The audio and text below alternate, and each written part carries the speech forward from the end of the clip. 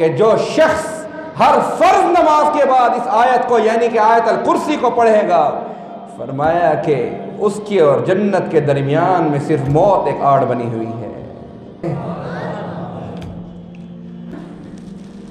فرمایا کہ ایک موت اس مومن اور جنت کے درمیان میں آڑ ہے کہ جو ہر فرض نماز کے بعد ایک دفعہ آیت الکرسی پڑھتا ہے۔ یہ بھی میں آپ کو ایک وظیفہ بتا رہا ہوں، اس پر عمل کریں خدا را۔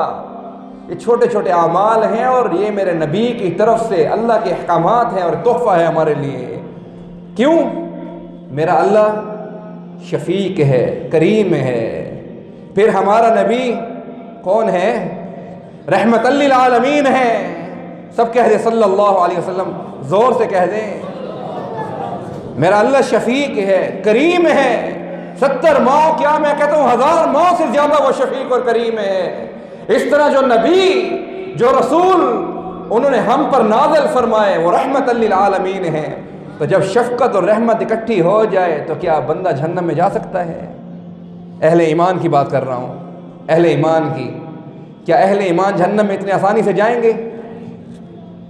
چھوٹی چھوٹی باتیں بہانہ مانگتی، اللہ نے بہانہ بنانا ہے، بہانہ کہ کوئی چھوٹا سا بہانہ بن جائے بس میری مغفرت کا ذریعہ بن جائے، میری رحمت بندے پر خصوصاً میرے احمد مجتبیٰ محمد مصطفیٰ صلی اللہ علیہ وسلم کی امت پر چھوٹا سا بہانہ بن جائے۔ لیکن آپ کرنے والے تو بنے نا، بڑے اعمال اللہ توفیق دے گا۔ ان چیزوں کو پکڑیں، جیسے امام سلام پھیرتا ہے یا اکیلے کی آپ نماز پڑھتے ہیں یا جماعت کے ساتھ آپ نماز پڑھتے ہیں، جیسے سلام پھیریں، سلام پھیرتے ہی فوراً شروع ہو جائے اللہ لا الہ الا هو الحی القیوم، یعنی پوری آیت الکرسی ولا یعود حفظهما هو العلی العظیم تک پڑھے۔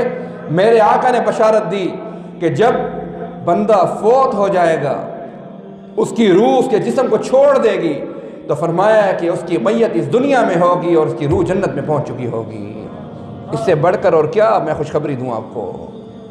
رحمتیں بہانہ مانگتی ہیں، اس کو لازم پکڑیں، اپنے بچوں کو سکھائیں، اپنی اولادوں کو یہ وظیفہ بتائیں۔ میرے دوستو، یہی نجات ہے۔ اس طرح